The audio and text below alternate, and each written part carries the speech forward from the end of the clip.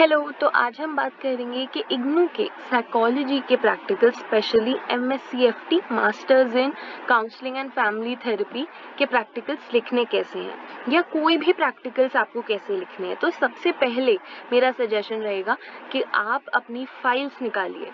Practicum files होंगी, supervise प्रैक्टिकम्स, उन्हें 2-3 बार अच्छे तरीके से पढ़िए क्योंकि उन फाइल्स में सारी इंफॉर्मेशन दी गई है। यहाँ तक कि सैम्पल्स भी उन किताबों में अवेलेबल हैं। उसके साथ साथ आप वेबसाइट पे जाके फैसिलिटेटिव गाइडलाइंस, ये एक डॉक्यूमेंट है, फैसिलिटेटिव गाइडलाइंस, इसे डाउनलोड करेंगे तो आपको न्यू इंस्ट्रक्शंस मिलेंगे। न्यू इंस्ट्रक्शंस तो कोविड के चलते we are given some relaxation, थोड़ा हमें रिलैक्सेशन मिला है प्रैक्टिकल सबमिट करने के लिए। जैसे कि पहले हमें 10 प्रैक्टिकल के 10 लिख के सबमिट करनी थी, लेकिन कोविड के चलते अब इग्नू ने हमें और अपने स्टूडेंट्स को अलाउ किया है कि 10 में से वो कोई भी 3 प्रैक्टिकल्स लिख के सबमिट कर सकते हैं। ये गाइडलाइन सिर्फ जून 2022 तक ही आप यूज कर सकते हैं। जून के बाद जो भी सबमिट करेंगे उन्हें 10 प्रैक्टिकल ही लिखने पड़ेंगे या फिर उनकी किताब में जो भी इंस्ट्रक्शन है उसके according they have to move forward. Now coming to, अब मैंने इनमें से 6 फाइलें बनेगी एमएससीएफटी की फर्स्ट ईयर में, तो उसमें से मैंने एक सैम्पल आपको शो किया है, MSCE which is mental status examination. ये 002 वाली फाइल है जिसके अंदर हम केस हिस्ट्री और मेंटल स्टेटस एग्जामिनेशन लेते हैं। इसके अंदर मैंने एक अडोलसेंट पे ये कंडक्ट किया है। इसके अंदर हम आपको पूरा परफॉर्मा, इसे परफॉर्मा कहते हैं, चाहे हिस्ट्री टेकिंग का, ये सारा कुछ बुक में अवेलेबल है और उसी के अकॉर्डिंग करना है। यहाँ पर एक आपको कोई भी एक आपको एज ग्रुप दिया होगा, चिल्ड्रन और अडोलसेंट, और उस एज ग्रुप के हिसाब से आपको अपना सैंपल चूज करना है। सैंपल यानी कि वो जिसको आप इंटरव्यू करेंगे। तो मैंने यहाँ पे वनिका जैन चूज किया है।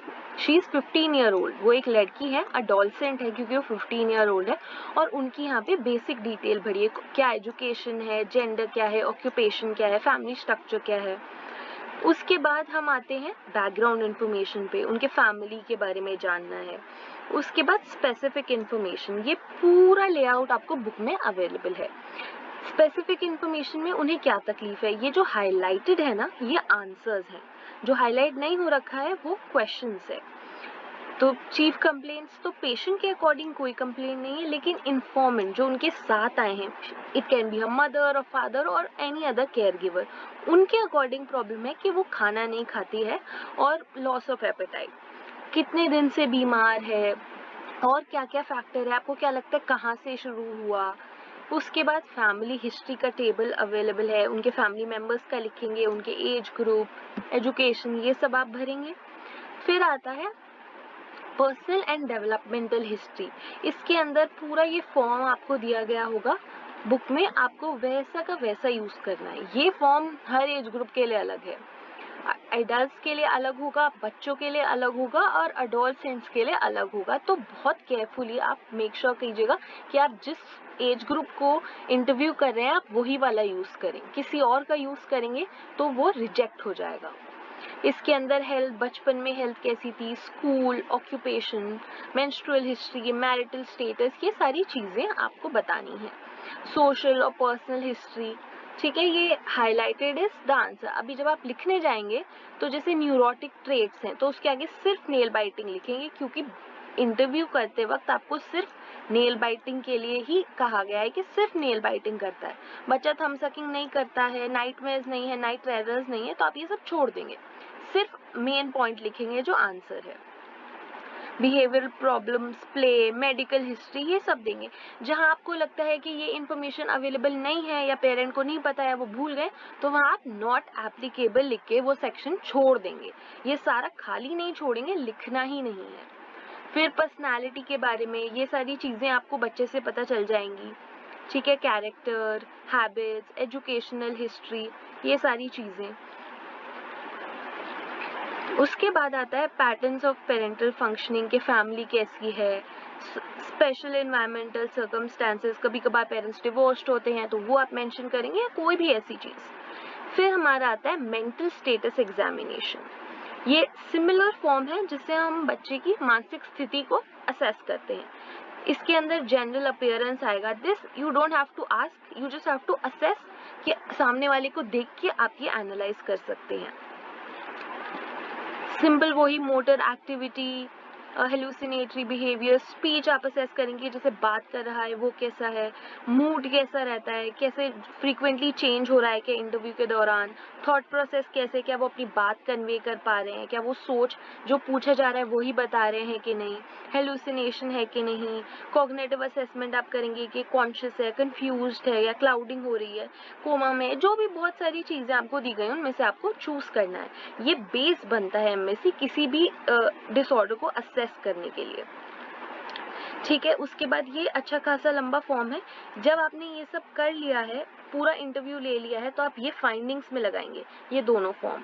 उसके बाद आप एनालिसिस और डिस्कशन लिखेंगे। ये काफ़ी लंबा होता है, इसके अंदर आप पूरा लिखेंगे आपके सब्जेक्ट के बारे में, क्या क्या प्रॉब्लम्स उन्होंने रिपोर्ट करी हैं, कब से प्रॉब्लम्स हो रही हैं, फिर आपको क्या लगता है कि क्या बीमारी है। मुझे इधर लगता है कि एनोरेक्सिया नर्वोसा है, तो प्रोविजनल डायग्नोसिस मैंने इसका दे दिया। अब DSM-5 आप यूज़ कर सकते हैं, ये जो डिसऑर्डर आपने बताया है उसे इलैबोरेट करने के लिए कि आपको क्यों लगता है। ठीक है, फिर मैनेजमेंट प्लान या कंक्लूजन में आप लिख सकते हैं कि हम क्या क्या कर सकते हैं इस बच्चे को ठीक करने के लिए, क्या क्या सजेशंस आप देंगे। मैंने लिखा है रेमेडियल टीचिंग, बिहेवियर मॉडिफिकेशन हो सकती है, काउंसलिंग हो सकती है, लैब टेस्ट होता है सबसे पहले जब भी बच्चे को एनोरेक्सिया होता है। उसके बाद कंक्लूजन हमने लिखी है, लास्ट चीज़ है रिफ्लेक्शन। रिफ्लेक्शन में आपको बस ये लिखना है कि आपको क्या समझ में आया इस पूरे प्रैक्टिकल में, इस प्रैक्टिकल ने जो इग्नू ने आपको दिया है उससे आपकी मदद कैसे हुई, आपने क्या क्या सीखा। अब इसके अंदर आप बोल सकते हैं मैंने इंटरव्यूज कंडक्ट करने सीखे, मैंने डिफरेंट लोगों से बात करना सीखा, मैंने एमएससी और केस हिस्ट्री की यूजफुलनेस सीखी कि वो किस लिए ज़रूरी है। ठीक है, आप ऐसे जो भी आपको समझ में, अगर आपको लगता है कि ये इतना यूजफुल नहीं रहा तो आप वो भी लिख सकते हैं। अगर आपको लगता है कि बहुत लेंदी प्रैक्टिकल था तो वो भी आप रिफ्लेक्शन में लिख सकते हैं। रिफ्लेक्शन आपका बहुत पर्सनल होता है और वो सिर्फ आपके ओपिनियंस इंक्लूड करता है कि प्रैक्टिकल कैसा रहा। तो ये हमने डिस्कस किया एमएससी जो कि 002 है ऑफ MSc-FT एंड PG-CFT वाले बच्चों के लिए प्रैक्टिकल फाइल्स। ये पूरा प्रैक्टिकल है। अगर आपको फिर भी लगता है कि आपको स्टिल एक एक्स्ट्रा हेल्प की ज़रूरत है या अगर आपके पास टाइम नहीं है फाइल्स के लिए, तो आप मुझे कांटेक्ट कर सकते हैं इस नंबर पे। ये नंबर मैंने यहाँ दे रखा है, ये नंबर आपको नीचे भी मिल जाएगा। और कुछ भी प्रॉब्लम हो तो यू कैन कॉन्टैक्ट मी। आगे हम और ऐसी वीडियोस लेके आएंगे डिफरेंट प्रैक्टिकल्स के लिए, तो नीचे कमेंट कीजिएगा या सब्सक्राइब कर लीजिएगा ताकि आपको रेगुलरली अपडेट मिलता रहे।